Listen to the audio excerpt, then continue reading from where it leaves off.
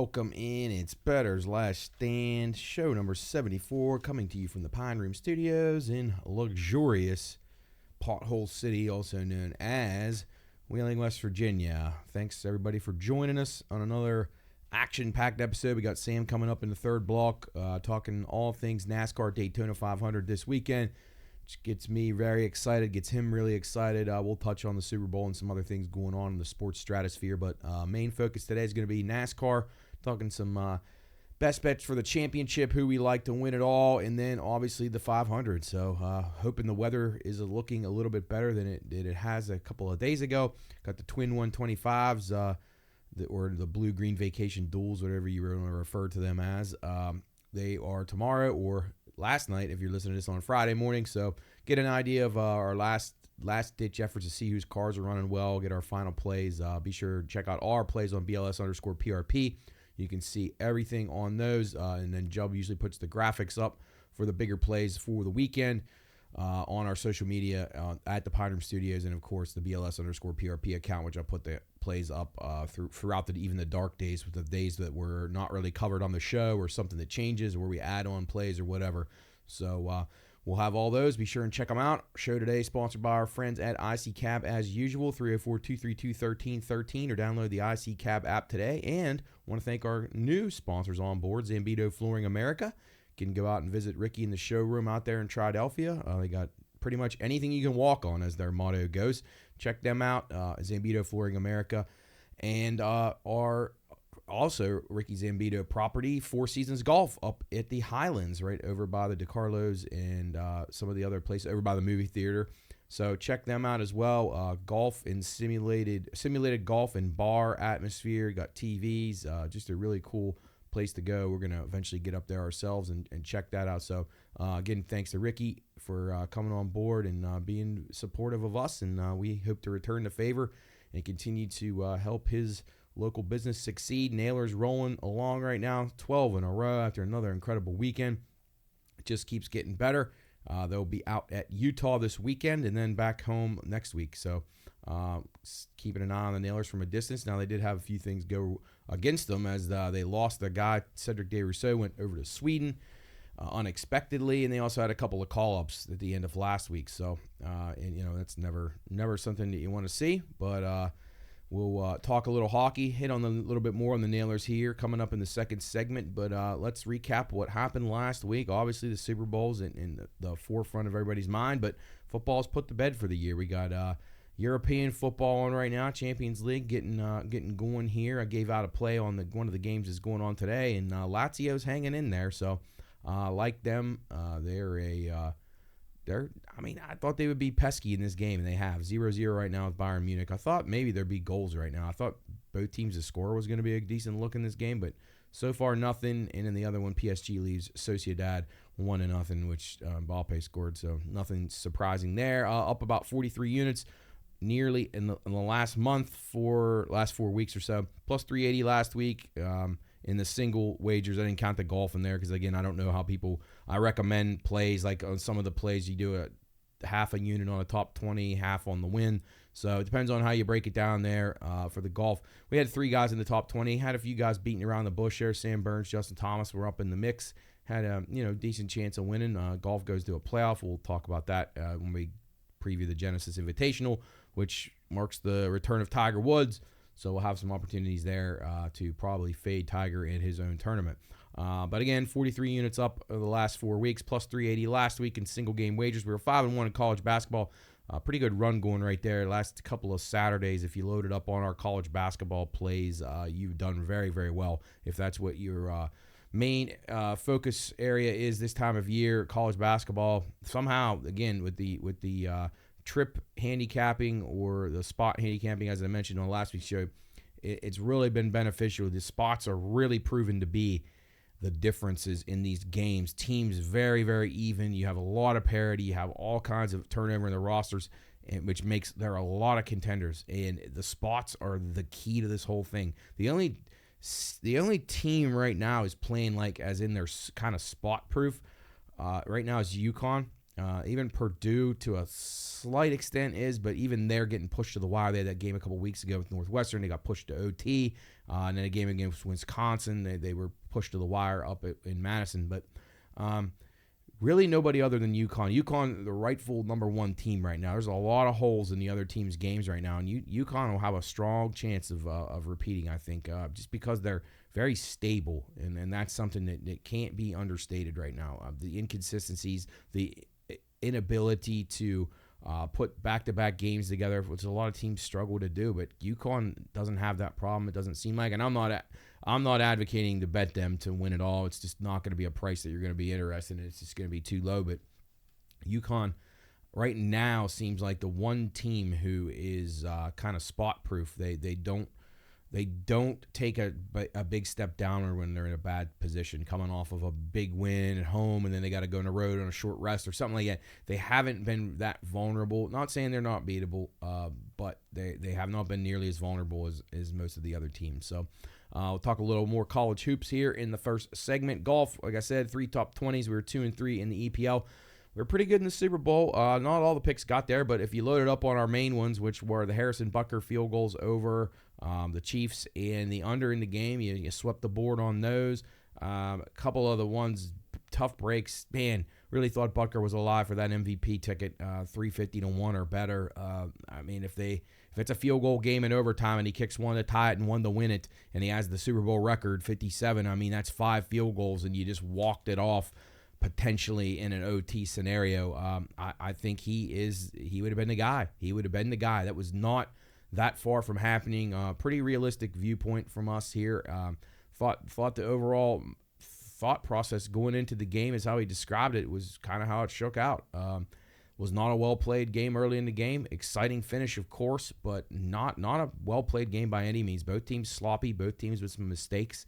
I think the 2 weeks off makes a difference here. I think it's a little bit of a rust factor. I think both teams showed that very early on in the game. You had Christian McCaffrey fumbling. He never fumbles. Mahomes with an awful interception.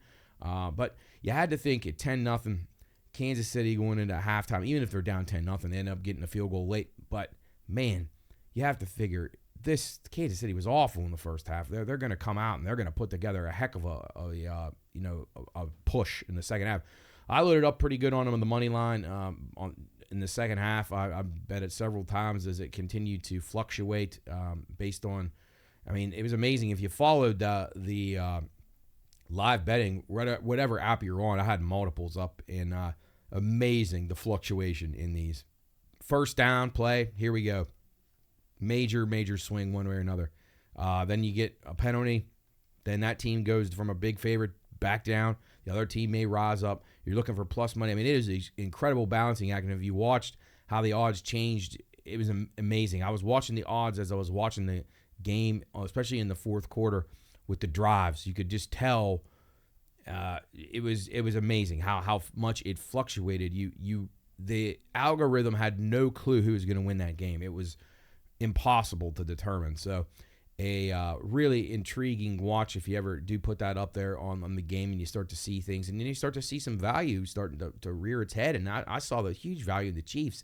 I thought when San Francisco pulled ahead, when they scored that touchdown right before they missed the extra point, Chiefs were turned into a very big dog at that point. And I just thought, then as long as Mahomes is within a score of this game, like, you cannot put this to bed at all. And again, the missed field or the missed extra point, people would say, well, that cost them the game. It didn't necessarily cost them the game. The entire rhythm of the Chiefs' drive then to actually kick a field goal and tie it is completely changed if they have to get a touchdown. They're doing things on that drive. They know that they're in 3 range. They have to protect that. So their play calling is not nearly going to be as aggressive if they needed to score a touchdown. So it's ridiculous to assume that the 49ers wouldn't have won that game based on Jake Moody making that extra point. Now, it would have probably helped their chances because it's always better to have to give up a touchdown than 3. But you can never say that because every little thing affects the other thing. And that miss, it changed the play calling for the Chiefs. They're down 3 because you got a great kicker too. So you're not going to take risks and you're not going to turn the ball over because that's what happens. If you do that, you will lose the game. So I don't like that summary. I thought Kyle Shanahan was just way out of his grasp again and blows another double-digit lead in the Super Bowl. Guy's a great play caller. I'll go as far as say he's a great play caller. But his game feel is bad. His clock management is not good. His game management is not good. Didn't know the rules in overtime, not good.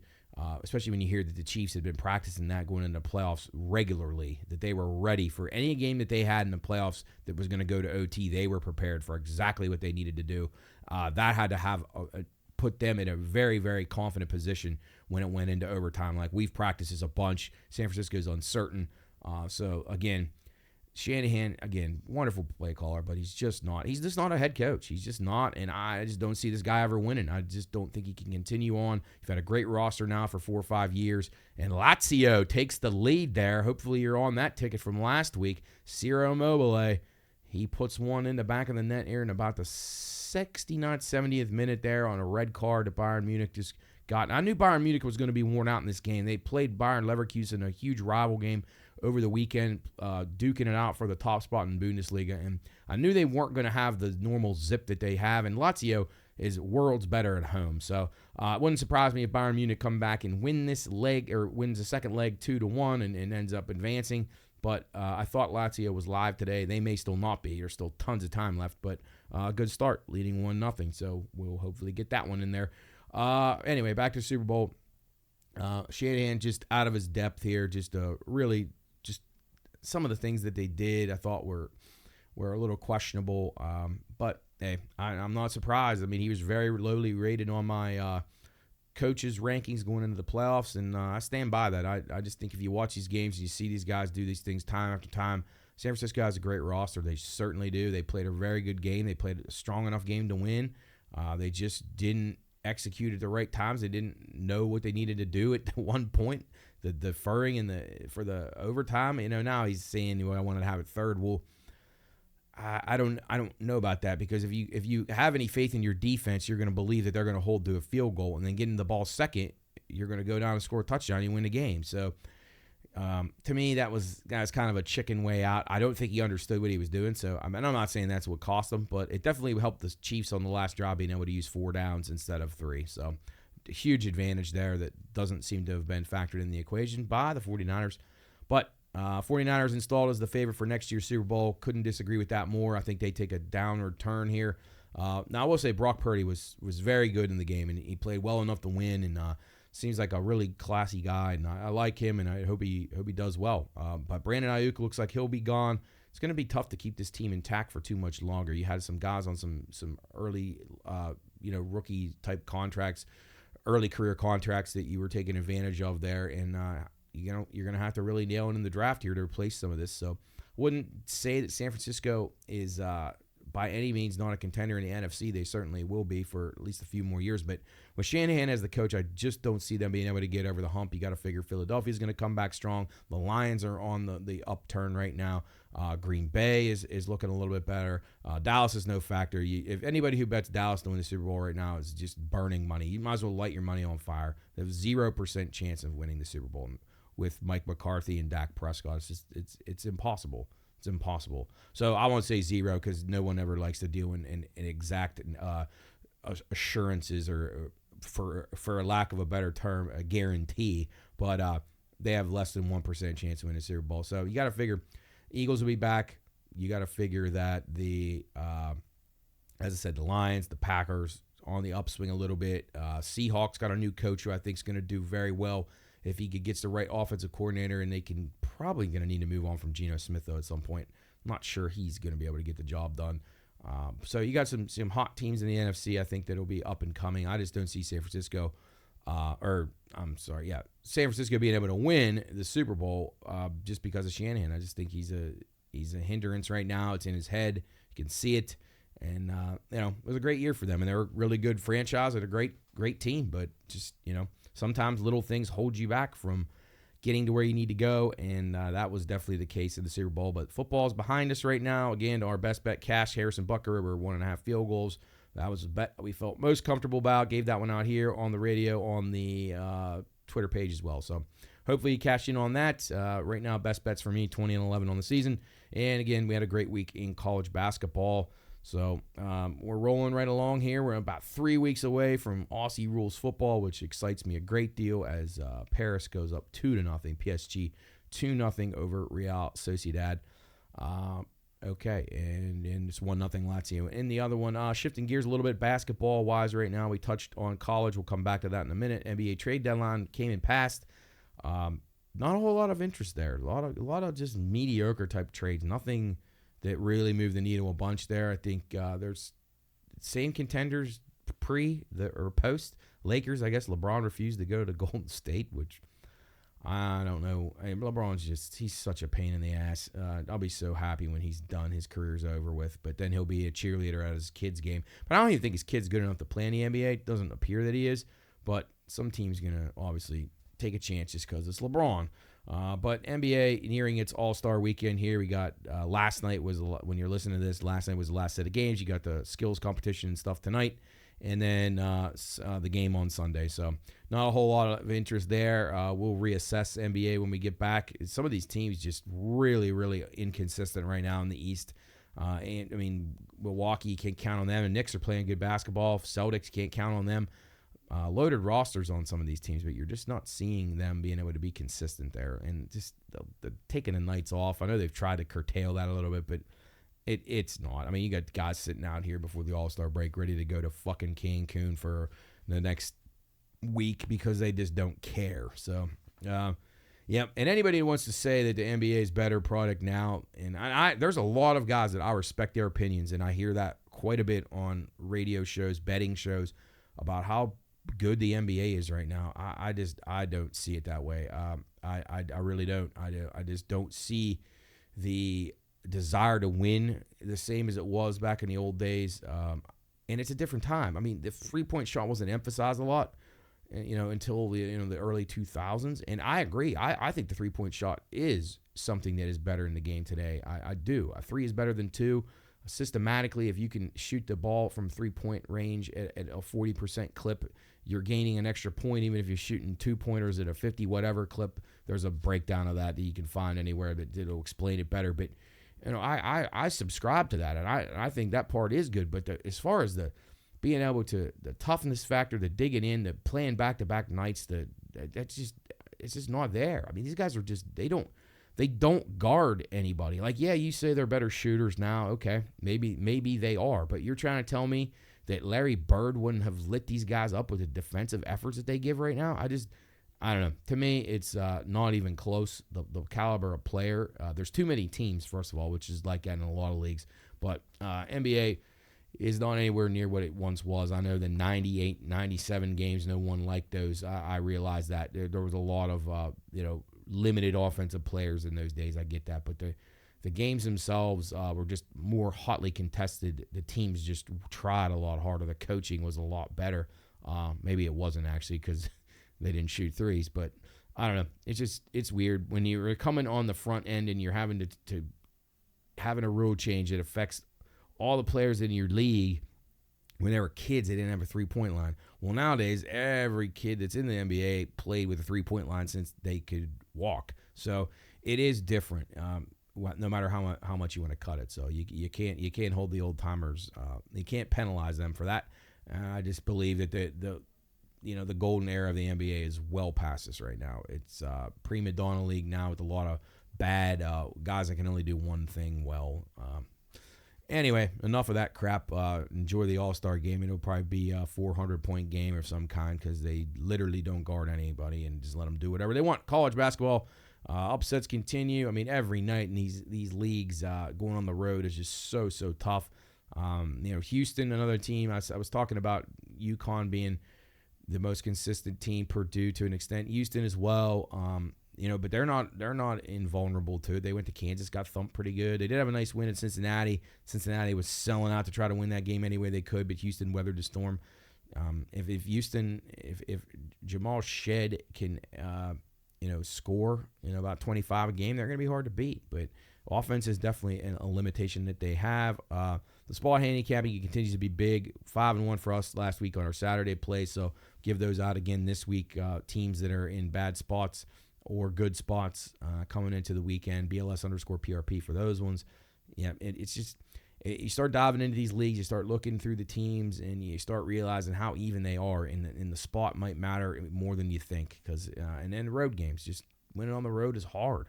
It's really, really hard in conference play in almost any league across the United States, whether it's Division II, NEI, D3, and then obviously Division I, high-level college.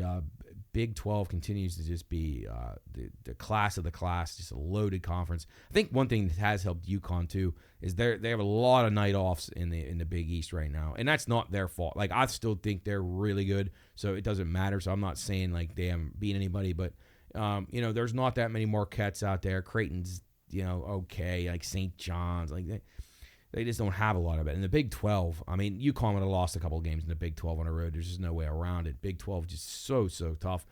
Big 10, boy, I thought Wisconsin may have been a contender, but they are not. They really, really have hit the skids badly here. We'll see if they can correct that. But teams that I mentioned last week, just to keep an eye on. Colorado State, I think, is a team in a long shot play worth a look. Grand Canyon, another team, just a little bit under the radar. New Mexico and Colorado, those were teams that I talked about. All them. I did mention Virginia last week, and they actually got upset last night by Pitt. Pitt and Syracuse both with big wins last night. Syracuse knocking off North Carolina and Pitt knocking off Virginia at Virginia. Virginia had been playing very well. You knew they were due to have a game where they just didn't get all the breaks. Virginia's a little better on offense, as I said last week, than they have been in the past. So I still think they're a decent contender. Maybe make a run in the ACC tournament. Well coached, very, very well coached. And then your mid-tier type teams, Auburn got thumped. Auburn got absolutely crushed the other day at Florida, which we were on Florida because it was a really bad spot for Auburn. It was a very good spot for Florida. Tonight, Auburn plays I think they're at home against Ole Miss, I think. But I'll be on Auburn on that one to come back home and see them getting a big lift tonight after a tough road game. Sorry you can't get that play in. But those are the spots that I'm looking at. Those are the areas that you want to continue to try to find. North Carolina will be a team that most likely it will be a thought about play for me for the weekend. I don't know if they play again on Thursday. They may not. If they don't play till Saturday, I think they're going to be in a very good spot, depending on who their opponent is. I have not looked, but those are the kind of spots you want to look for. Tennessee, another team, got thumped on the weekend. I think a big response is coming from them. Iowa State, I still think is a pretty good contender. I think they're a solid team in the Big 12. Obviously, I mentioned Houston. So those are teams to all keep an eye on. I think that the tournament's going to be interesting, but as we said last year, the best teams found a way to get to the top. So you still got UConn through there, despite having some dark horses in the Final Four. So don't overthink it too much. But to make the Final Four bets, I think you can get a lot of value out there on a lot of good teams who we're just going to need a little bit of luck to have things break their way, and they can make a very solid and deep run. But, so just recapping a few things from the weekend and from the Super Bowl, most notably, there you go. Purdy, these are bad beats right here. Purdy over 12.5 rush yards. That was a tough one. If you had 12.5, which is the closing line, he knelt down at the end of regulation before the game went into overtime, finished with 12. Ooh, that hurt. He was on 13 at the time. So that one was a tough one for you if you had that one. How about the guy that had 100K on the coin toss, tails, and he lost that? That hurts. MGM double paid on the Reba McEntire anthem. They paid both because of the first and second Brave. So she says Brave and then Brave again. So if it wasn't determined about if it was the first Brave, which a lot of books had written into their house rule for that specific prop, that you had to it was the first Brave. That was when the time cut off then. Well, MGM didn't have that, so they paid both, and that hurts a little bit. Purple Gatorade was not shown on the main telecast, so a lot of books did not honor that one. The 12-1 no Gatorade cash, and that in those instances where they didn't have it labeled for the on-air broadcast, not the post-game, the actual game broadcast. But Purple did cash on the post-game broadcast, so teams. Some books did honor that. Many did who had that written in, did not have the specific time period written into their prop. Obviously, sportsbooks got beat up pretty good. Kansas City being a public dog, which is something that doesn't happen a whole lot. Total fall was 47, which means a lot of overbettors and a lot of underbettors both hit those. Ended up 46.5 at a lot of spots. So if you got 46.5, you were a winner. If you had 47.5 like me, you were a winner. I actually had 48 and 47.5. So yeah, so the numbers matter a lot. OT was a 9-1 winner. Mahomes' stuff all got there. Kelsey's props all got there except for the touchdown. So yeah, despite losses at a lot of the major books, overall Nevada 3.7% winner on the game, and they have not lost. They've only ever lost twice since 1991 on the Super Bowl, meaning they did not turn a profit. It was the largest handle ever in Nevada, 185.6 million in the state. Super Bowl is the most watched game in history, if you can believe that. 123.4 million televisions had it on. You got to think every television that had it on had multiple people watching it. So the number of actually people watching it was probably over 200 million if I had to guess. Exact score, how about this one? $25 ticket, 170-1 for the exact score there. So, 25-22, that is a rare one there. Paid $4,275. Caesars Bettor had $1,000 bet on Jair Brown to have the first interception at 40-1. That won him $40,000. Boy, that's pretty nice. FanDuel reported 14 million bets on its app, totaling over $307 million. That's crazy. Teams favored in all 17 regular season games are now 0-4 in the Super Bowl. San Francisco was that team. They were actually favored in every game this year, postseason and regular season. Mahomes, third MVP in 3 Super Bowl wins, 28 years old, 11-1 and 1 ATS as a dog. Just doesn't get any better than that. But that puts the wraps on the Super Bowl. And we will sure be talking a little NFL draft when that starts to come up here in the spring, but plenty more to get to. We're going to take a break here, come back, talk some hockey, talk some soccer, talk some golf. It's Bettor's Last Stand from the Pine Room Studios in beautiful downtown Wheeling, presented by IC Cab, Zambito, Flooring America, and Four Seasons Golf. We'll be back after this.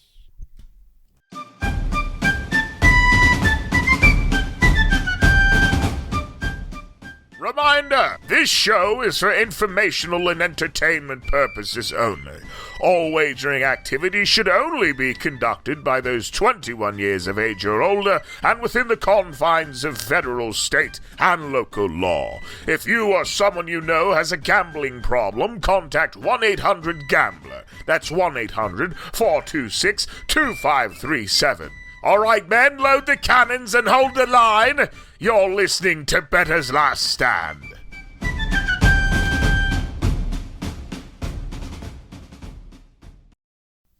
All right, welcome back in. It's Bettor's Last Stand, show 74, coming to you from the Pine Room Studios, downtown Wheeling, right across from our Watchdog radio studio. Be sure and check us out on the Watchdog every Monday, Tuesday, and Friday. You can get us Monday 2 to 3 p.m. on the watchdognetwork.com or WKKX right here, 1600 right here in Wheeling, and you can listen to us on Tuesday 12 to 3, same spots, and Friday 12 to 3. Lunch Madness heating up. We're into our Figueretti's bracket of the Lunch Madness extravaganza. We did the Generations bracket last week, so again, thanks to Generations and Figueretti's for their wonderful support in Lunch Madness. Be sure and get out there, support those two local restaurants that have been around for a long, long time, serving the Ohio Valley for years upon years, and they have special discounts. You can get a free appetizer with a couple entrees over at Figueretti's if you show the Pine Room Lunch Madness logo. You can find that at the Pine Room Studios on the Instagram, Facebook, Twitter, anywhere you can follow us on social media. You can find that logo. You get a discount with that. You also show your student ID. You can get the discount, and then over at Generations, you also get some special offers that they have going on as well. A 10% off, I believe, is the offer that they got going. So, again, thanks to our friends Luke DePlog over at Generations and NGO Figueretti over Figueretti's for all their continued support here of the Pine Room Studios.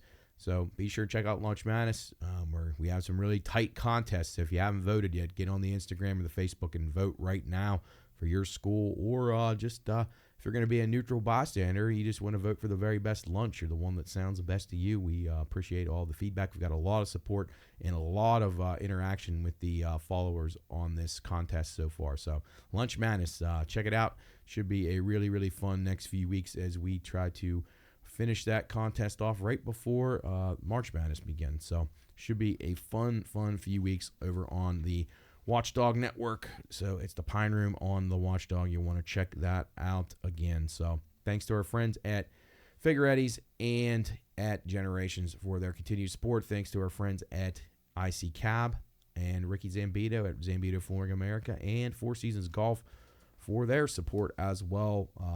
great businesses we have around here. We've got a great partnership with the Nailers going on right now. Jill's Gentlemen's Clubs, Gumby's has been great to us. Thanks to all those folks for making the things we do possible. All right, let's get into it here. Hockey right now. Hockey just coming back off its All-Star break. You got some teams right now in make-or-break situations here. We got trade deadline coming up on March the 8th, so just a few more weeks. It's really starting to get down to the end here for some of these teams. Penguins and some of these teams that are hanging around playoff spots. They got to make a run. They got to be sellers. Will they trade Gensel? They probably won't, but probably should. Jari's playing hot right now. They could probably move him for a really good haul, but they're not going to do any of that because the Penguins really believe they can win, and I'm not sure they can. They got Florida tonight. That's going to be tricky. But anyway, let's talk about the Nailers first. They've won 12 in a row, plus 830 on units, so that's really good for them. 19, 24, and 3 to the over, so that means they're actually a little bit better to the under. So 24, 19, and 3 if you reverse that to the under on the season. 28 and 18 on the puck line. You can bet these all over at Wheeling Island Hotel Casino Racetrack Sportsbook. Check it out. We're the only place that has it, so you want to come over there, bet on the Nailers before you go to the game. Would be a really cool thing. We also got Mountain East basketball. We'll have the Mountain East tournament, men's and women's, here in a few weeks over at West Bank Arena. Going to want to check that stuff out. Again, Penguins struggling right now. Power play's awful. Can they get a push to get into the playoffs? I'm not really sure. I don't want to give out any more future picks. The Kings fired their coach. I think maybe that was a good time to jump on them, but their goaltending is just iffy right now. Want to see if they make a move at the deadline and who's going to be buyer and who's going to be a seller. Vancouver made a move already. You got to like what they did. Winnipeg as well. So we'll give kind of some early forecast for the playoffs here in a week or two. Once that trade deadline passes. Goals in the first 10 data right now. Ottawa 34 and 14, Tampa 36 and 17, Vancouver also 36 and 17. Last 10 doesn't matter as much because they're coming off the All-Star break. And you saw early on I was tipping the unders early. They were 8 and 2 to start out. Now the overs are starting to creep back in a little bit. So teams who have played more than 2 games back off the All-Star break seem to be doing pretty well to the over. So keep that in mind. Goal in the first 10, no. Winnipeg 31 and 19 on the season. They're in a little bit of a slump here, so I'm curious to see how they'll snap out of their funk, or if they will. First period overs: Ottawa 33 and 15, Vancouver 35 and 18, Calgary 33 and 19, and Winnipeg 29 and 21 to the under in the first period. Second period and third period numbers to me seem a little bit more intriguing right now. You're seeing teams with a little bit more of a pronounced advantage, or at least statistically, the teams who are hitting this threshold regularly. Second period overs: Ottawa 40 and 8, Toronto 40 and 10. That's 40 and 8. So that's a pretty strong indicator. So Ottawa looks like a pretty decent over team about every which way you look at it, whether they're going to be a goal in the first 10 minutes, over in the first period, over in the second period. Third period overs, you have Dallas 40 and 12, Detroit 39 and 12, and Minnesota 38 and 13. Strong stats there. Keep an eye on these. See who's in goal those nights, and take a peek at if you can find a decent price, jump on that. Lazio, a winner, so we cash a winner right here on the show. Gave that one out last week. A good one there. Lazio with a nice outright win against Bayern Munich at home. They're gonna need to follow up with a good performance in Munich. I'm not sure they're gonna be able to do that. So I would actually come back and bet Bayern Munich to advance. So I go ahead and give that out right now. I would say bet Bayern Munich to advance in this game. I would expect them to win the game at home 2-0, 2-1, and then win in extra time, something like that. This Lazio really had to work hard for that one goal win. So I would be on Munich to advance out of that. Let's talk a little Champions League soccer right now, as we mentioned last week, giving out Lazio on the show. So hopefully you cash that one in. This week's plays. So next week we have PSV and Dortmund on Tuesday, and Inter Milan and Atletico doing war on Tuesdays. The Wednesday games: Porto and Arsenal, Napoli and Barcelona. Barcelona, as I mentioned last week, still a little bit of a concern to me. Now, the Spanish teams, I think, is probably your best bet right now. Yesterday's matches, Real Madrid had a wonderful win over RB Leipzig, Red Bull Leipzig. Now, I gave Leipzig out last week as an over team. And they had, and again, you don't like to make excuses here, but like if you watch the game, RB Leipzig had 10 chances to score. And I'm not talking like shots from 30 yards out. I'm talking about doorstep chances that they could not convert. And you knew it was just a matter of time before Real Madrid would score. And sure enough, that's what happened. They won 1-0. So I didn't think we were on the wrong bet there. It just sometimes this stuff just doesn't work. So that's, I didn't think it was a bad piece of advice. City, as I expected, took care of Copenhagen relatively easily. So nothing to be worried about there. City will advance in that one almost certainly. Copenhagen had their shot at home. They're not going to get it done. And now Real Madrid, who I had said was probably my, to me, the most likely winner of this tournament, they're going to probably go through as well, as now they get to come back to the Bernabeu and take on Leipzig at home, which you figure they will have a distinct advantage in. Lazio, as I said, I think they'll lose to Bayern Munich in the second leg. Munich will probably advance. PSG was never going to be threatened by Sociedad, and they will not. They'll advance regardless of how well they're playing. It's just not going to make a difference. PSV and Dortmund, that one's an interesting one. Right now, I kind of lean to the over on that one, maybe both teams to score. So check out BLS_PRP. I'll put my official picks up on that one. Inter Milan, I like them against Atletico. But I tell you what, this is a really good game right here. I think draw is a potential play here. I think the winner of this leg, I think this is the toughest matchup of all the teams, maybe Barcelona and Napoli.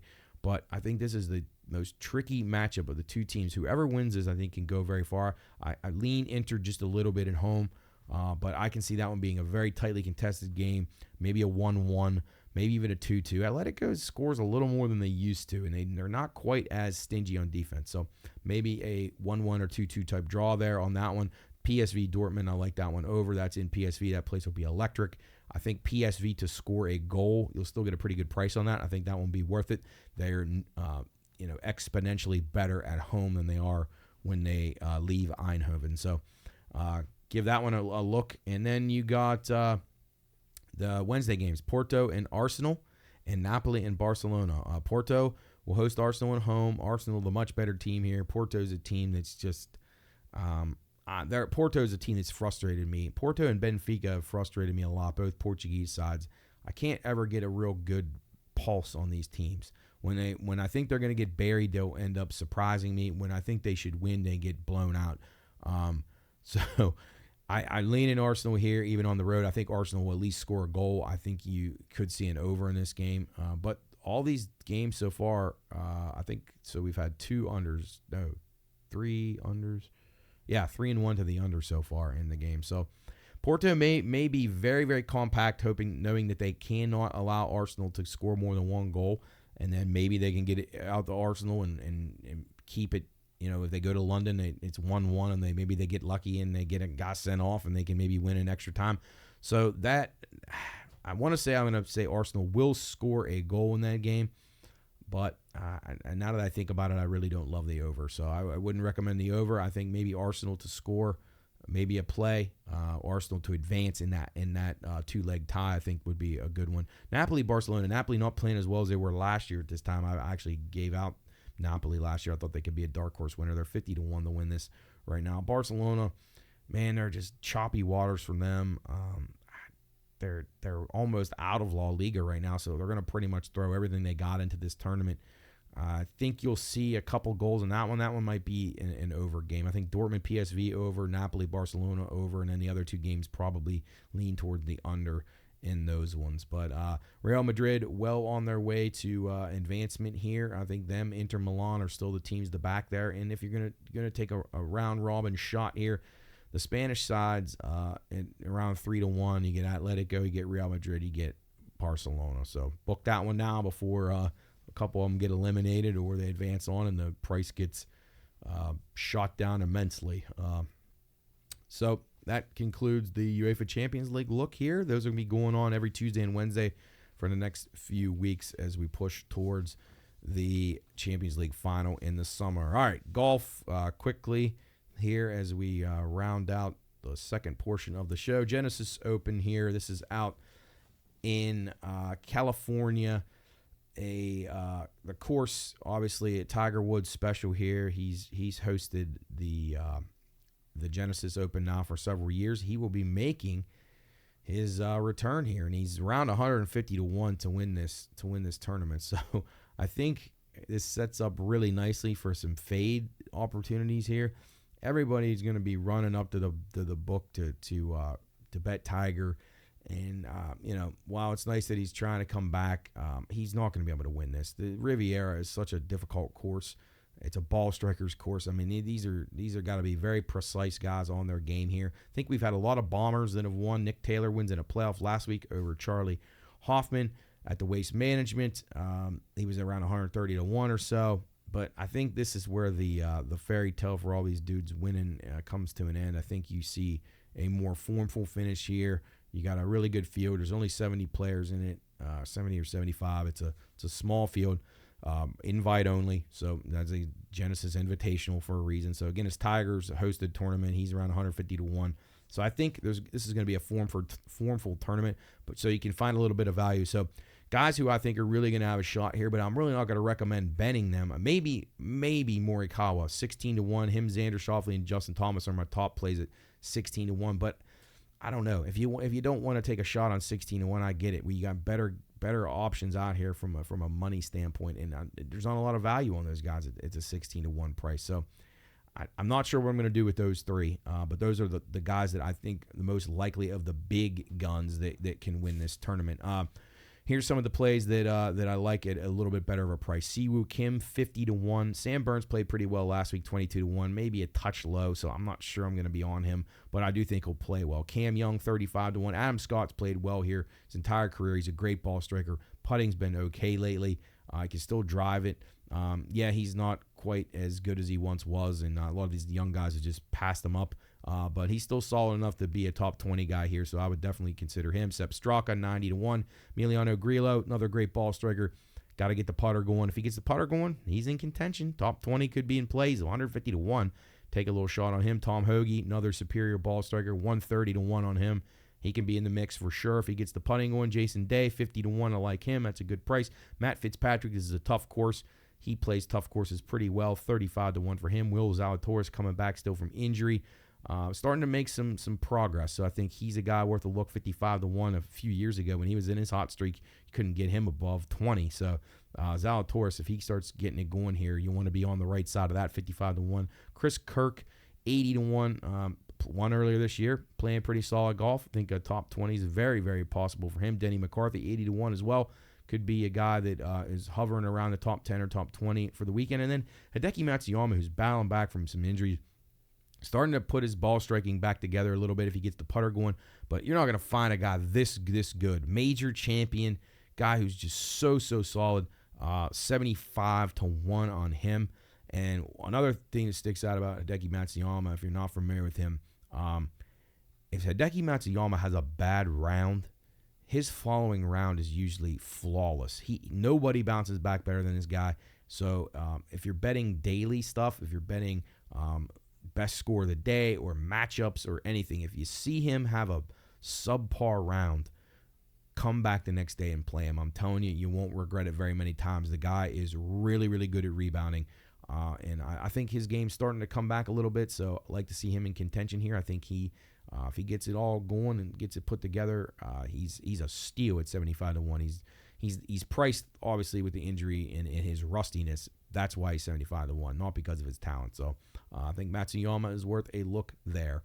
All right, that concludes segment number 2, Bettor's Last Stand, show 74. We're going to take a quick break here, come back with Sam the Man. We got tons of racing to talk about.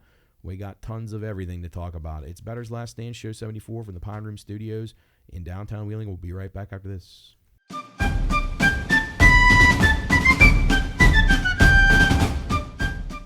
Reminder, this show is for informational and entertainment purposes only. All wagering activities should only be conducted by those 21 years of age or older and within the confines of federal, state, and local law. If you or someone you know has a gambling problem, contact 1-800-GAMBLER. That's 1-800-426-2537. All right, men, load the cannons and hold the line. You're listening to Bettor's Last Stand.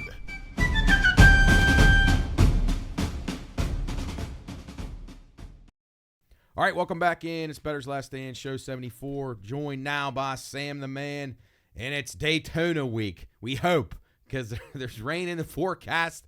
I mean, even when things start to turn good for us, they can't fully be good because now we got to sweat out weather all weekend. We got the blue-green vacation duels, which will be on Thursday, which is last night if you're listening to their show, so we're going to get an idea of how things are looking out there on the track. But will the weather be good enough to get the racing in on Sunday? That's going to be the question here. Sam, welcome to the program as always. Let's start out with, before we get on to the real fun stuff, let's get your thoughts on the Super Bowl, which ended up being a very exciting game. I don't think it was a very well-played game for most of it, but once again, as we said last week, can't go against Mahomes, man. Dude's just too good. Yeah, he's too good. And the first half was honestly quite boring. I must say I was definitely not entertained, but man, the one thing I really take away from it, Matt, is Shanahan. Yeah, me too. Just there's something there. Not that he can't get it done because he's been there twice. I don't know what it is. Like them not knowing the rules and understanding that seems so simple. And the Chiefs knew. Right. They knew all year. They've been practicing it for weeks. Yep. Right. So I just find that very odd that he just, for as smart and as great of a coach they make him seem, that he doesn't know the rules. Yeah, it was a definite concern going into the game. It was a concern for me. Again, great offensive play caller, great offensive mind, but you're right. Something is missing with his game management, just something about reading the game. I don't know if it's because he's so worried about calling plays. I've had that criticism of guys who do call the plays from the head coaching spot before. I don't know what it is either, but now he's been a part of 3 double-digit blown leads in the Super Bowl. Obviously, the one when he was the coordinator for the Falcons was a lot more than just 10 points. But, I mean, that's 2 leads he's let get away against Kansas City. And you had to be thinking at halftime going in 10-3. If you're San Francisco, the Chiefs played an awful half. You had to be like, oh, boy, like we could be in trouble here because you know Mahomes is going to come out swinging after halftime. Yeah, it was just Mahomes. They gave him too much life. Yeah, they did. And Steve Spagnuolo. Yeah. I mean, could you have drawn up 2 better ways to get your defense off the field at the most critical time ever, in the one in late in the fourth quarter and the one in overtime? I mean, he couldn't have had it any better than that. No. I mean, the Chiefs deserve to win. They are the new dynasty. They proved it there. It wasn't a pretty win, but it's a win, man. Exactly. And then a lot of their games all year weren't pretty, but people can never write them off with a very quality coach and obviously one of the best quarterbacks ever, if not the best. He's by far the best now, and he's probably going to go on to be the best ever. But just exceptional stuff from them. But like you said, the game was not pretty, not entertaining in the first half. It only got good at the end because there was drama involved. But it wasn't the best played Super Bowl. Not a whole lot of great commercials. Halftime show. What did you think of that mess? I thought it was just boring. Yeah. And the commercials were garbage because now you see them before the Super Bowl, which I just. Or the ones that say, watch the rest here or something. Right. No, I don't want to do that. Yeah. I'm not going to do that. Yeah. Thanks, but no thanks. Like, honestly, the most entertaining part of the first half was the McCaffrey touchdown. Right.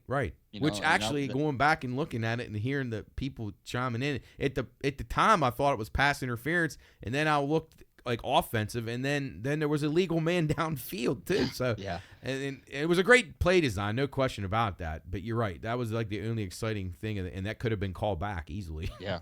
Yeah. So it was just like, man, very, very boring. First half, halftime show. Second half was great. Yeah, no, I agree with that, and but I am glad football is over. Let's move on, because now I know that's all you want to talk about is Kenny Pickett. That's all people want to talk about in Pittsburgh. Dude, this fan base, it's nuts. Since we've lost Ben Roethlisberger, we have just been turned upside down, Matt, and we can't figure a damn thing out. Well, they're talking about Ryan Tannehill. They're talking about Justin Fields. And then Russell Wilson. What is going on, man? Oh, man. What a disaster. And then you got your boy T.J. Watt getting mad at the awards and storming out because he didn't win. Come on. I don't know. Steelers are kind of in a messy spot right now. Hey, they are. The Penguins are. The Pirates are not. We got Big Yasmani Grandal. Yeah. I like that signing, especially since I saw today that Henry Davis is starting the season in AAA. How about, dude, what is up with that? Well, it has to be that they don't think he's caught enough innings, but that's their fault. They created the problem. Right. You could have done it. Yes. You could have done it. Idiots. Jesus. God, they're idiots. Their player development is so damn bad. It's amazing any guy ever turns into anything with them. It really is. It's crazy. Well, it's honestly comical. It is. It's like it literally is. It's like watching like the football follies. Like every time the Pirates, everything they do is a disaster. Even if it looks like it's going to be good. I mean, I liked Yasmani Grandal about 6 years ago when he was like 30. I mean, he's a good veteran catcher, but man, he's old now. I mean, I guess you're just basically need another body because you don't think Davis can do it yet. So you're gonna have your two number one picks are going to be not with the big club at the beginning of the year, Skeens and Davis. I mean, come on. So now they're going to have two call-ups so they can get a sellout. So that might be the strategy there. A couple of weekend call-ups so they can. I cannot wait for this season, baby. And why not get Trevor Bauer too? I don't get that. I know Jarrett and I have said that for months. He's played. He said he'd play for the league minimum, and I saw him on that podcast. He said his agent reached out to the Pirates and they said no, hard pass. Like, what are they thinking? Ridiculous. The guy's been exonerated. I mean, he's not Felipe Vasquez or Rivera. Like, come on. Right. Yeah. The nightmare. Jesus. Terrible. Well, we'll talk plenty more baseball in the weeks to come as pitchers and catchers are reporting within the last 24, 48 hours, depending on the club that you follow. I saw the Bucko guys getting ready to go down there in Bradenton. So. Baseball is in the air, but most importantly, NASCAR is back, baby. Here we go, Daytona 500 this week. Let's hope it's not a Monday finish, but we're going to talk about our Daytona picks here. We're also going to talk about some of our season-long things that we like, guys that we think can contend for the championship. But first and foremost, Sam, what are you hearing on the weather right now? What are our chances of getting this in on Sunday? Ooh, this one really hurts. So I'm looking at on the Weather Channel, Daytona Beach, Florida. Saturday, we're looking at an 85% chance of rain. Oh boy, which is up from the previous article that I read. It was in the 70s last I saw, yeah. And Sunday, we're looking at 97. Oh fuck! Well, that's not good. Oh boy. Well, that really does put a damper on things, but let's hope that we can get some truly Florida weather and it breaks up and something changes. But that's definitely worse than what I looked at this morning. Yeah, that's brutal. And they have two races. They got an ARCA race and is it a truck race on Saturday? So or is it a truck race Friday? You know what, Matt? You know what'll happen? They'll get those races in, the ARCA and the truck, and they won't get the big ones in. Right. So, I mean, I'm assuming they go Daytona's got lights, but, I mean, it doesn't look like it'll be – if it's 96%, I mean, that's a gigantic track. Dry and it's so tough. So we're either going to get one of those Michael McDowell specials where the things ended at 1 a.m. or they're going to run it on Monday, which just ruins everything for the fans. How about that start to the season? The Clash, we got to move up. There's no fans are there.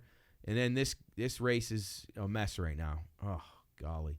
Terrible. Dude, it is terrible. It's so disappointing. 97% is terrible. The last one I saw was in like the 60s or 70s. Yeah, I saw high 60s, low 70s for Saturday and Sunday. And then you're giving out 80s and 90s now. This is not good. All right, well, I guess we got to try to focus on what the task at hand is here, is picking a winner. So if we are able to race on Sunday or Monday, I'll tell you what. I really, really miss Eric Almirola in this race. It bothers me a lot he's not there. But so I have to start thinking outside the box right now about some guys that can be contenders. We talked about the RFK guys. Obviously, the Hendrick guys, all of them are probably going to be pretty solid contenders here. Denny Hamlin is marked an X in his sand. He's back, ready to go after a nice performance at the Clash. Kyle Busch looked good in that.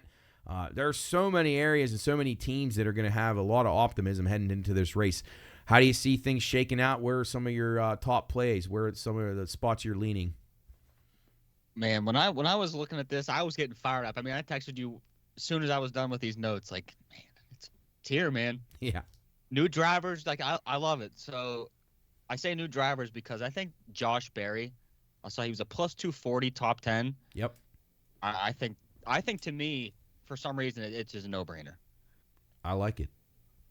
I just think that he's going to a good team. He's a good driver. He's going into a great car. Yeah, you got to like his chances. I mean, Stuart Haas has obviously had great success there, and that's what I was trying to look for. Because I went back and forth between, am I going to roll the dice with Josh Berry? Chase Briscoe's a guy that's had a little bit of success here. I know his season last year wasn't very good. Me and you had him about fired about halfway through the season, as bad as he was. Then he picked it up a little bit. So I'm looking for something big out of him, too. Again, that team has really put some good cars out on the track. So I thought he was a guy, a little dark horse spot for me as a guy with a top 10. He's about 30-1 to win it. But I really do like the pick of Josh Berry. Very similar. They're going to have very good cars, both of those guys. Yeah, and I think there was a Christopher Bell. He's a plus 145 top 10. I think that's he needs a good run because he started the season off not well. I know. He does. And one that I really love, I love actually more than both of those, is Ty Gibbs is a plus 200. Yeah, I think really he's coming in hot. I really think that he, like we said last week, he is going to be a force to be reckoned with. I would put him in a contender. I think he'll make the playoffs this year. I'm not sure he'll win it, but I think he'll definitely make the playoffs. And I look for him to take a gigantic leap in his second full season. Oh, man, there's so many different things that could happen. Yeah. I also love Gilliland, a plus 300 top 10. I think Gilliland can be up there. Yep. But I really do think Gibbs is my favorite right now of the sleepers to be in the top 10. Not my sleeper winner. I don't know if he's there yet. I think he can get a win. I think this year he could definitely get a win. I agree. I think he'll make the playoffs. I think he'll get a win. He's so well faceted, like multifaceted his racing. He's not just a good road course racer, but he's really good on those. He can run these plate races, can run the intermediates. So I think that if you can do all of that, then you're going to be almost on the lines of like a Chase Elliott, where you can win at any type of track, which is obviously going to help your chances. So. Great equipment there. How do you see the other teams in the Joe Gibbs Racing garage coming together here? The other cars with Denny and Truex has never been a guy that I've backed a lot in the Daytona. I just don't love his his big super speedway game. But I mean, you got to figure Denny's going to be in the mix, huh? Yeah, I would think, man. Denny's seems like he's just taking the next step to. I mean, he's right on that doorstep. He's right on that doorstep of the title. And I know people have been saying he has been, but it's tough though, man. It's such a shit show. You know, you get that one big wreck. Right. It's done. Yeah, and the best car doesn't always win here. You just basically have to survive long enough and then have your car set good enough to be able to make the last run, get the right drafting help, and yeah, I mean it's more. A lot of this is just staying out of trouble. I mean, there's guys out here. And we talk about it every year, and when you're trying to give out winners to people, you got to say, like, some of these guys are just too short of prices. Like, I think Denny Hamlin will be a great contender in this race, but I may not bet him because I don't want to bet 9-1 on a guy that could get wrecked in the first 20 laps. But you got guys out there like Corey LaJoie that are like 60, 75-1. Justin Haley's like 60-1. Ryan Preece has shown that he can run very well at restrictor plate, giant super speedways. Even Daniel Hemrick, 70-1. I mean, some of these long bombers. Is there any guy that looks good to you that maybe could win the race at a really big price? One person I had was Daniel Suarez, and I don't know why. I think he won a race last week. This Mexico race they did after the Clash. He's a good driver. His numbers, I think it's plus, what did I see right there? It's like plus 5,000 to win. Yeah. He's around 50-1-ish, somewhere in that range. Yep. Like we said, if you survive, man, stick around, like the McDowell win, Stenhouse, those type of wins. Like he could be when he's a sleeper. I have Eric Jones as a sleeper. Yes, I like Eric Jones too. Eric Jones can run very, very well. I think. And he needs to. That whole team needs to have a huge year. He and Suarez both. I mean, Suarez needs. I mean, he didn't. After the disappointment of the Clash, like he's for that team, they really. I'm gonna say they had a terrible year last year, but for them, after the year before, it was definitely not what they probably expected. I think they thought that they were going to be a little bit better with the Trackhouse team. I thought I look for them to really kind of make a resurge here. I think Ross Chastain is going to be a dangerous factor in this race. Can he keep his head together well enough to be able to last to the end?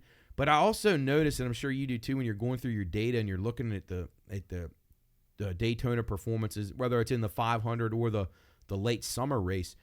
Man, you need a lot of luck in these races, and it's tough to repeat your luck. Like, so if you're on a good run where you haven't DNF'd at Daytona in like 4 races, chances are your bingo ball's getting pulled this race and you're going to be out. So I tend to stay away from guys who have had really good luck runs in the last. So, like, I'm not going to bet Ricky Stenhouse. Like, the chances of him being able to do this again is about impossible.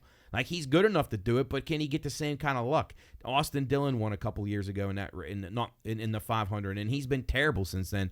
I'm not going to roll the dice with him. Even Buescher, who won the second race last year, like, can he do it again? Can he get lucky enough to have that run? I think if gun to the head right now, my pick to win this race is Brad Keselowski. I don't know what you think about that. Where are you leaning as far as your top pick to win it?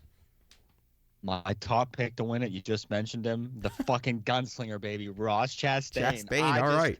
I like it. It was between him and Busch. I just think too. Busch is going to come in hot.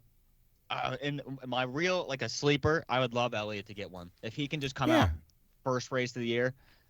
Yep. Because he needs it bad. He does. He needs it bad. He needs a good run here. I think to him right now, I think just getting a good run and getting himself settled back in to where he's getting consistent finishes, and then I think you're going to see him going on the attack. I think Ryan Blaney's a guy coming off championship, was an awesome run. He's been a great plate racer over the years and just very consistent, one of the more consistent guys in these big, long super speedway tracks. So I think he's obviously worth the look. Joey Logano will be in contention. We already mentioned Denny Hamlin. And then how can you discount Kyle Busch? Like, he's been great. And we haven't even really talked about the other two Hendrick guys, Larson and Byron. I don't love Larson on super speedways, though. No, never. I won't bet him to win. That's just the weakest part of his game.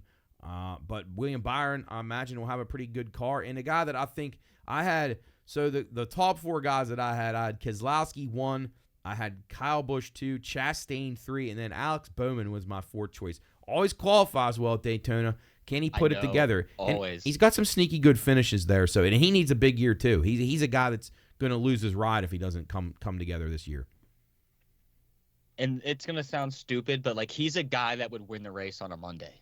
Oh yeah. Like, honestly, yeah. I think not like I don't mean that disrespectfully. Like, he's a great driver, but he's a Monday winner of the 500 type of guy for me right now. I totally agree. Like, he definitely could. You're right. It's a huge year, but if they race Sunday, it's not Bowman. No, yeah, I would say it's something about it. Something about the lessened pressure that it would be on a Monday. I feel like.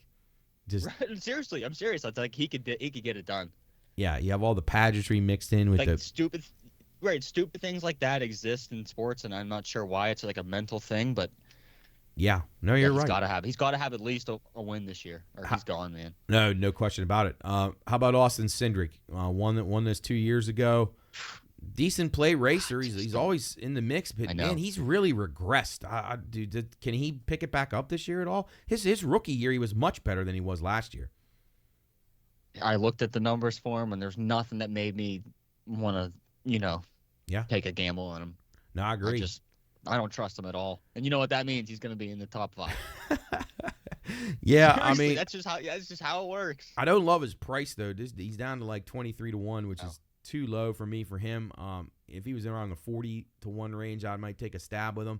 I know he's kind of the numbers adjusted a little bit because he had won a couple years ago, but he's really got to turn it around because he had been coming up from Xfinity. He was exceptional on road courses in these plate races, and he his rookie year, I thought he did really well. He held his own. He contended, and then last year he was so damn bad throughout the entire season. He was running in the 30s like a lottery. He was awful. So I don't know what happened there with him, but he had better pick it back up. I mean, he comes obviously from a racing family, and he's got a great car and a great team. I can't explain it. It's tough, man. I don't know if you got to just cut ties and start fresh. It's bizarre. It is bizarre. It really is bizarre. How about your boy Noah Gragson? What are you expecting out of him this week? Here's the thing. You brought up Eric Almirola, and you think the 10 car would be good, but do you trust him driving it? I know. That's the tricky part. Like, and the guy has talent. He definitely does, but he also makes stupid decisions regularly. Yeah, he doesn't seem to be able to like have his emotions in check. Like when he was in Xfinity, him and Gibbs would go at it. That was awesome. Right. They would have great battles, but I mean, these guys are these adults. You race with those kids, right? And you step up with these adults and these real big teams. It's a whole different ballgame. It is, and Gibbs has been able to make the transformation a lot better and keep his emotions a little bit more in check than Gragson. So. Yeah, we'll see how that rivalry continues. How about Bubba? What do you think his show? I mean, obviously he'll probably have a good car. I guess asking about him and Tyler Reddick. What do you think 23XI guys do this week? I like Reddick. I didn't really like something about Bubba. I just feel like he races so hard. He never just is. If he gets up in the top 5 or even 8, he won't just be steady to try to survive. Like he's going for the lead. Yeah, he gets a little reckless. And I think that's what gets him in trouble. It's a big year for him and Tyler Reddick, too. I think both those guys need to show a little better than they did last year. But, I mean, because Michael Jordan's not going to be that patient. He's not going to want to just sit around and just have mediocrity. He's going to want his cars in the playoffs every single season. Yeah, if not, he'll start driving the right. He'll be telling Denny, "All right, you're getting out of Joe Gibbs. You're running for us, and you're bringing somebody else with you." Yeah, I can see it. Shifting over to the full season look, man. Obviously we talked about Denny, we talked about Kyle Busch. I think those guys both are going to be serious championship contenders. Man, and I was going through who I like, who I think can win this thing. I had Truex last year. He came pretty close. Ended up getting on the Blaney bandwagon there late in the season. You and I both were on that. He was at a really good price. Everybody just overlooked him, so we kind of resurrected ourselves after not so great picks. But, man, I don't think I can pick Truex again at around 9-1, but I think Logano around 12-1 is one that interests me a little bit. Where are you looking for your full season type bet, or the guy that maybe can win this championship? I was definitely looking at Logano because he was quiet last year. We kept bringing him up, and we weren't getting anything out of him. And I love him going at Gibbs already. Yeah, he's fired up, ready to go. I'm Joey Logano. I've won this thing before. I'll do it again. Honestly, I was between him and Kyle Busch. Yep. But my gut instinct, I'm going 2 years in a row predicting Kyle Busch to win the championship. Okay. Kyle it is. All right. Yeah. I like it. And I'm going to go with Logano, but I mean Kyle was in there. It was him and Logano, and then obviously I considered Denny Hamlin, but I'm not going to make a bet. And I think the good thing about you picking Kyle Busch is you're getting around 15-1 on him, and that's a good price for a guy that's that good. He obviously showed that was like a learning curve for him last year with the new team, and I expect a lot better from him this year. So I think that's a great price on a guy that's that good. Yeah, it's like the Elliott one I think is weird. Yeah, it's a little low. It's a little low. Yeah. I don't love that. Too short a price after what he went through last year. I would not back him at around 7.5, 8-1, even a little bit lower than that. Can't get on it. Same with Truex. Thought his numbers a little bit too low. How about the chances of Blaney? He's like 5, 6-1. That's too low. And again, I love the guy. So my advice to people that like Ryan Blaney, and I would love to see him repeat because I think he's an awesome dude. Really, really like him a lot. He's a great driver. Wait for him because he won't be at this price for long because he'll end up having some bad weeks and he'll fall kind of far behind, and then he'll have to point his way into the chase, and then he'll do what he did last year. So you're better off waiting if you're going for a guy like that, wouldn't you say? Yeah, I would. And if you're gonna bet like any of the top guys, like the Hamlin, those guys, like you bet them now because their number is gonna change. Once they get a win and like those odds or something like that, like you just said, that's. If you have a good gut feeling of who's real, one of the top guys is going to win it. You should monitor closely. Yes. How about Chastain? You think he's got any? I mean, he's around 20-1. I mean, that's not a terrible price for a guy who definitely has the competitive angle to really, solidify himself as a championship contender. But can he keep it calm when he needs to? I just think that I think he can because he's had it the first half of a year. being dominant and getting in everybody's face and everybody not liking him. Right. And then just, being quiet. And last year was kind of the same thing. But like, he even when he rode the wall, like that was pretty crazy. Yeah, I don't think a lot of people would have done that. No. He had to get in. He did whatever he needed. But I think if he can just be in everybody's face and be the bad guy all year, I think that'll be his best bet. That'll push him. I really do. Yeah, that seems to be the way that he responds the best is when he's the villain. So yeah. Right. So piss that people or off. get your win early. Right. You know? Well, that helps, and then you can take some risks. Right. All right. So let me ask you about this one. William Byron led the circuit in wins last year. Who you think leads it this year? Anybody come to mind? I was thinking Larson probably, but I know that's a boring pick, but no, but honestly, Larson's very, very fucking good. yeah, he's just those are like middle type speedways, the mid range ones. He's the short track to the mid range. He's exceptional, and he's just a contender every weekend. He can win on road courses too. Byron also had 21 top 10s last year, which is pretty ridiculous. Yeah, it's a great season. I mean, the guy's legitimate. He's like a robot. He's very consistent. Him and Larson. The difference between I think Byron is the better on the super speedways than Larson, but I think Larson might be a touch better on the road courses, so that kind of offsets. And then they're both really good in the intermediates. So I think they're going to be serious contenders. Out of all the Hendrick stable of cars, who do you expect to be the? I mean, we talked about Elliott, but we talked about Bowman needing to win. If you had to pick one of those guys to win the championship, which one would you go with? Out of the whole group of guys, team, yeah, probably Byron. Yeah, I think Byron. So good. Yeah, I think it'd probably become between Byron and Larson. Although I would like to say Elliott, but I got to see more from him. I got to see him getting back to consistency again. I know. It just feels like he's just farther behind than I realized when he couldn't get it back after he broke his leg. Yeah. No, you're exactly right. All right, I think Ty Gibbs will make the playoffs. Is there anybody else? John Hunter Nemechek, we talked about him a little bit last week. Any dark horse guy that you think could win their way or point their way into the playoffs? The kind of a guy a little bit under the radar. I think Barry could get into the playoffs. Okay. I do. I think coming into Stewart Haas is a very, very good situation for him. And then racing for Junior before that. Right. Yeah, he's learned from some really good drivers, that's for sure. Definitely got a wealth of knowledge to go to. Yeah, you're right. I think he and Gibbs would probably be the most likely young guys who could break through and make the playoffs. I definitely could see that. I'm waiting for Chase Briscoe to bounce back, but I'm not certain I'm pulling the trigger on him. I don't know. I'm mixed on him.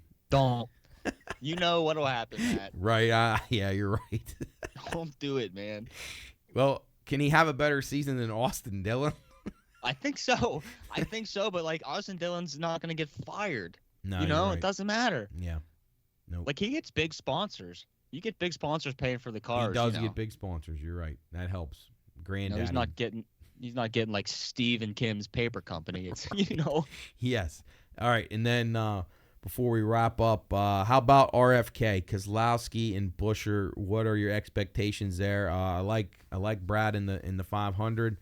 Not sure he can win the championship, but I guess the way that they ended the season last year, I guess he certainly could, because they were arguably the best team in the playoffs last year. Yeah, it seems like ever since he really took ownership, with that team and like really put his foot forward, that they have season after season progressively gotten better. And I've even read articles that like how he cleaned up like the actual shop that they work at, like little things like that, how he cleaned it up and made it professional, and they've been consistent. Buescher's, his number to win it all was pretty good if you're going off of last year and the consistency of the whole team and him. Absolutely. So, but yeah, I think they can. I think Keselowski's gonna, and the whole team really. I think they're gonna have a big year, and just consistent. I think they're closer to where Kaulig should be. Right. Right. If they would have never let Haley go and things like that, I think they took his spot in the team rankings. Yeah, no, I agree with that. How about Chris Bell? We hit on him a little bit in the 500. To me, he's been a little bit erratic and inconsistent too. And again, a lot of these guys are really young still. So do you look for him to turn the corner a little bit where he's a little more consistent? Because, last year it was like he was either in contention to win the race, like in the top 3 the whole time, or he had some stupid mistake on pit road or something went wrong with him. He had a lot of that last year. He needs to be consistent, or Joe Gibbs doesn't have time. There are those owners, those type of owners don't have time for. No, they don't. Not winning and being consistent. Because they'll try somebody else. Right. Bell and Bowman are in very similar seats right now. Yeah, they are. Almost identical. Yep. Hanging on for dear life, I'd say. Yeah. Alex Bowman obviously got injured last year, didn't help. I'm sure he'll be up front here at Daytona, but he's got to put it together. A lot of question marks, a lot of questions will be answered. The biggest question of the weekend for us, though, is will they race? That's the big question. I don't know, man. I don't have a lot of good feelings about this one, Matt. I really don't. I don't either, but we're going to hope for the best. And the good thing is that it's back, and then we'll a couple more weeks, and we'll be talking F1. We'll be dissecting that whole thing, the drama, the soap opera that is F1. Yeah, it's going to be a weird season. It sure is. You got some lame ducks, and it's some big rides, and where do we go from here? And can anybody start to beat Verstappen on a regular basis? Probably not going to happen, I would say, but no, we'll see.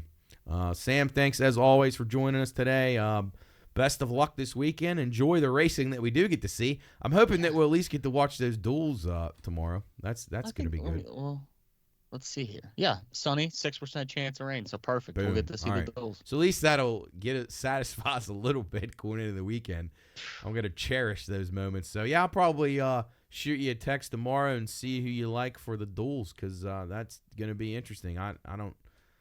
They're qualifying tonight, so I guess we'll see where they start and maybe get a little bit of an idea, and we'll go from there. But thanks for joining us. As always, great insight and analysis. We will see you next week, buddy.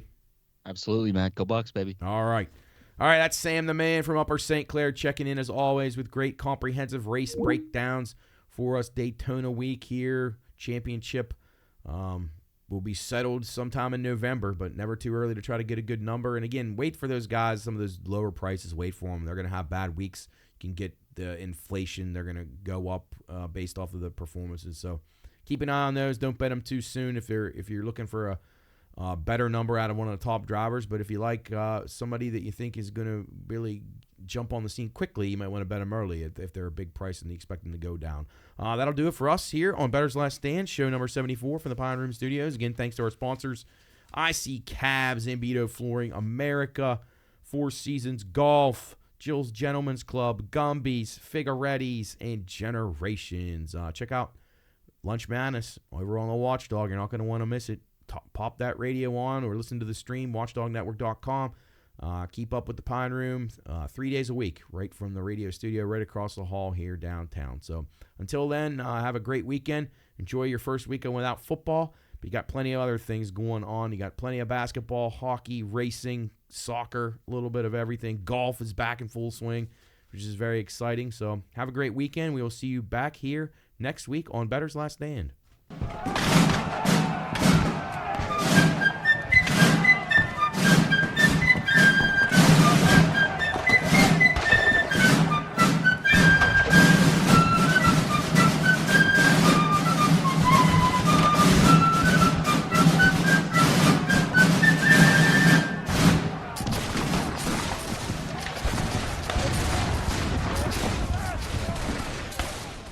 All right, welcome in Bettor's Last Stand, back after a Thanksgiving hiatus. Last time we were seen over at Belmont Brew Works.